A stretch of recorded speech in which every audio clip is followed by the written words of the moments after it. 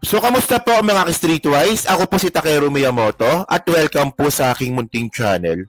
So, mga kababayan, bigla na lang po kasing lumabas itong usap-usapan na posible pong sampahan ng kasong impeachment itong ating mga associate chief justices sa Supreme Court kung hindi po nila aayusin yung kanilang factual errors regarding po dito sa kanilang desisyon sa impeachment trial po ni Sara Duterte na binasura nga po nila. So, tandaan po natin mga ka-Streetwise no, na itong ating mga associate chief justices, mga impeachable officials po ito. So, pag-usapan natin dito kung may violation ba talaga, ano yung factual errors, at kung sa tingin ba natin, magpuproceed ba ito. So, ito, nabasa po natin ito sa ABS-CBN News, no? So, basahin natin. So, sabi dito, no, LP. So, Liberal Party ata ito, no? So, LP not advocating impeachment over unconstitutional Supreme Court ruling, but it's an option. So, sabi nga po ng LP na hindi naman namin ina-advocate, no, na ipa-impeach itong mga associate chief justices natin, pero option siya, no? So, basahin muna natin tong article na to. No? So, sabi dito, okay, amid public backlash over the Supreme Court decision that the articles of impeachment against Vice President Sara Duterte are unconstitutional. Okay. Former Congressman Erin Tanyada III, acting president of the Liberal Party nga, said citizens can file an impeachment complaint against member of the Supreme Court. Oh. So, sabi dito, Tanyada stressed that he and the LP are not advocating the action, but it's an option available to citizen. Okay. So, sabi dito, sabi dito, the answer to that question would be to file an impeachment complaint against Supreme Court and then cite the grounds if they are feel that there is a violation of Article 10 or Article 11 that can be considered as culpable violation of the Constitution. So ngayon kasi mga babayan, no, ito yung isa sa posibleng maging kaso nga po ng ating mga Supreme Court justices kung hindi po nila ayusin yung kanilang factual errors sa decision nila. Kasi in the first place, mga kababayan, no, unconstitutional po talaga yung ginawa ng Supreme Court. Kasi in the first place, mga kababayan, tulad nga na sinabi ko nga kanina, itong ating mga Supreme Court justices po, sila po ay impeachable officials. Diba? So, bakit mo pakikialaman ang batas para parusahan ka? Kaya nga ito yung point eh. Kaya nga po binigay yung kapangyarihan ng impeachment sa mga congressman at saka sa mga senador dahil sila po ay elected officials at hindi po sila impeachable. Hindi po pwedeng ipa-impeach ang senador at saka congressman.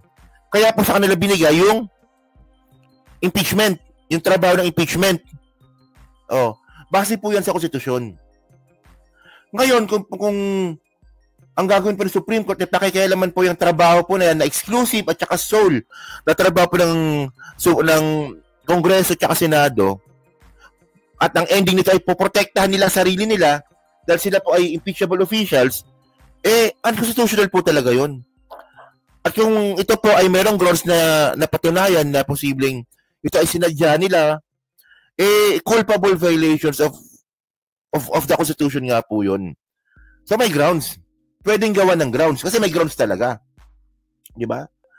And by the way, mga kababayan, no, meron pa akong binabanggit dito di mo? Alam mo naman po natin no, na bago po lumabas po yung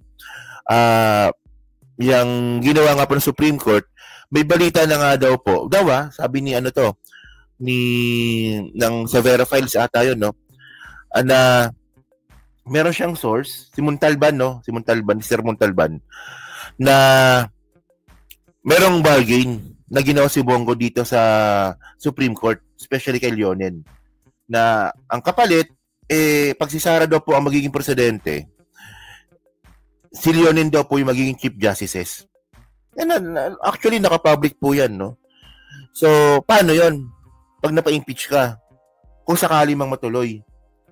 So, hindi na mangyayari yun. As if naman nga pala, kung mananalo si Sara bilang presidente, no? Asa ka pa.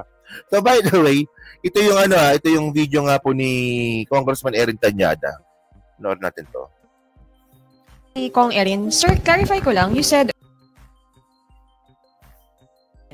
kay Kong Erin, sir, clarify ko lang, you said earlier na isang option yung pagsasampa ng impeachment case against the Supreme Court or a member of the Supreme Court. Is that a remedy? Well, again, I'm not advocating it, but if there are some people who feel that there is a violation on the interpretation of or the use of that fast track method, then because there is no basis if you look at the Constitutional Commission's deliberation, and we've heard from the author, former Justice Adolf Ascuna, saying that there's no deliberations on including due process in the filing of the 1/3 on subsection 4 of section 3 article 6. Wala naman dyan dahil ang due process will be taken up, the respondent, the vice president, or whoever is the official being impeached can present his or her defense in the impeachment court. So isa pa tong violation din po ng Constitution, mga kababayan. Kasi po sinapawan po ng Supreme Court yung nakalagay po sa Constitution na tungkol nga po sa due process. Kasi po ang nakalagay po kasi sa Constitution natin, pag nakakuha po ng 1/3 na boto, para po ipa-impeach ang isang impeachable officials, yung due process nun sa Senado na. So doon pa lang paglabag na rin po yun sa Constitution po natin. So if there's someone who feels that this constitutes a betrayal of public trust, then it is up to those people to file the necessary impeachment case. Remember, the impeachment cases of Supreme Court justices happened already. One with Justice Corona, and the other one, although unique in itself because it did not follow the proper procedure of impeachment, which I believe should have, the one of Chief Justice May Lu Sereno. Ang ginamit doon, quo warranto. And this is questionable because it is clear in our Constitution to only remove a Supreme Court members of the Supreme Court is through an impeachment process. So I'm saying it depends on the view of the people, and now the question will be, will there be an endorsement by a member of the House to make such a process proceed if they so wish, So ang tanong dito, magpuproceed kaya, di ba?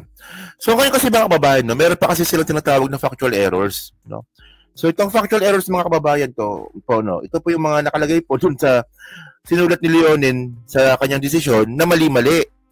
For example po, sabi ni Leonen na hindi daw po inaksyonan yung 3 impeachment complaint. Di ba yung final nga po nung December 2, December 4, tsaka December 19. Sabi ni Leonen yun sa desisyon. Hindi nyo inaksyonan, kaya ito ay considered archive. Pero mga kababayan, inaksyonan po ito ng House noong February 5. So mali po yun. Mali po yung decision po na yun. So factual errors po yun. And then by the way po, gumamit po kasi ng quote itong si Leonen na quote from ABS-CBN News. Tapos biglang nagsalita po yung ABS-CBN News na, teka lang, wala kaming ganyang klaseng report. Saan mo nakuha yung ganyang klaseng report? Wala kaming ganyan. So factual errors din po yun. Kasi yung pinagbasihan po ni Leonen sa kanyang desisyon, tinanggi ng ABS-CBN. Di ba? So, ito po yung kailangan po munang ayusin, di ba? Bago po sana kailangan sagutin. I mean, sana ito po sana masagot pagdating po sa MR. Di ba alam naman po natin, di ba nag-file nga po ng MR itong mga congressman po natin. So by the way, mga streetways kasi ang tanong kasi dito, sino yung posibleng mag-file ng impeachment? So actually parang may mag-file na nga eh. Ang tanong na lang dito, sino ba yung tatanggap sa Congress? Kasi meron dito yung Tindig Pilipinas. Ito nakakasama naman sa radio itong Tindig Pilipinas eh. Kaya ano pala to, kay Kiko Aquino D. Apo ni Cory. Oo. So, Tindig Pilipinas convenor Francis Kiko Aquino D, one of the complainants in the first impeachment complaint, said the group is withholding comment until the Supreme Court rules on motions for reconsiderations on this decision. Ay, ang gulo ko magbasa.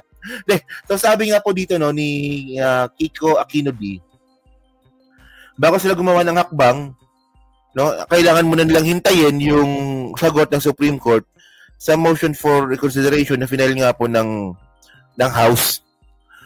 So, he said the Supreme Court decision would show whether impeachment is an effective mechanism for accountability, not from VP Duterte, not just from VP Duterte, but from any public officials, any impeachable official. No? So, Aquino D hopes the Supreme Court will reconsider its decision and the condition is set. No? The Supreme Court now should take a pause and really maybe call for an oral argument. Okay.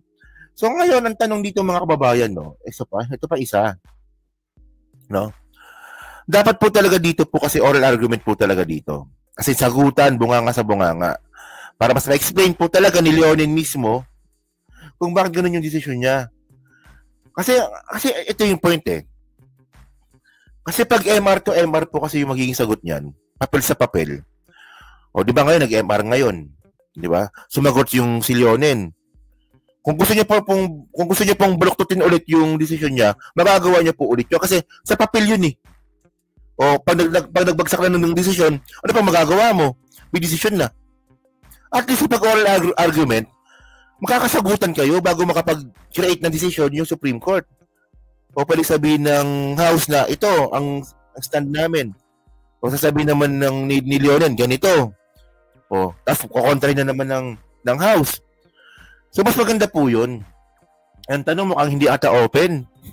Yung Supreme Court dyan po sa oral argument. Nako, pag ganyan po kasi nangyari, mukhang talagang putang na, may ano talaga to. May sabuatan to pag ganyan yung nangyari, no? Diba? So, kayo mga kababayan, sa tingin nyo po ba na magpupursid ito? Kasi, well, in my own opinion, no, alam naman po natin, no, na posibleng kung meron nga pong hakbang para nga po ipa-impeach itong sila Leonen, alam naman po natin na posible itong umakyat sa House, pero ibabasura ulit ito ng Supreme Court, ng Senate. Tulad ng ginawa nga nila sa impeachment complaint nga po ni Sara. Malamang ganung senaryo din po yung mangyayari. Pero ang importante dito mga kababayan, bukod nga po sa culpable violation of the Constitution na posibleng i-file kay Justice Leonen or kung sa lahat po ng Associate Chief Justices po natin na hindi maayos, meron pa dito ang betrayal of public trust. Kasi nawawalan na po ng tiwala yung taong bayan, hindi lang po sa Senado, pati rin po sa Supreme Court. Pwede rin po isama yon. And then, posible rin po ang halongkatin yung asset ni Leonen. Kasi pwede yun. Pwedeng gawin ng House yun. Di ba? So kayo ba streetwise, no? Kayo ba? Sa tingin nyo ba? Okay ba to na meron tayong usapan ngayon na opening para nga po ipa-impeach itong mga Associate Chief Justices po natin? Di ba? So sa tingin nyo ba magpupursid ba ito? Sa tingin nyo ba okay ba to? Yun. So, pa-comment lang po sa baba at binabasa ko pong lahat yan. At syempre, dyan po sa Team Replay, pa-like po, subscribe. Kung naman kalabisan, pa-share na rin po ng video po na to. So, thank you mga Streetwise. Kita na lang ulit tayo sa susunod nating content. So, thank you, salamat, and babush.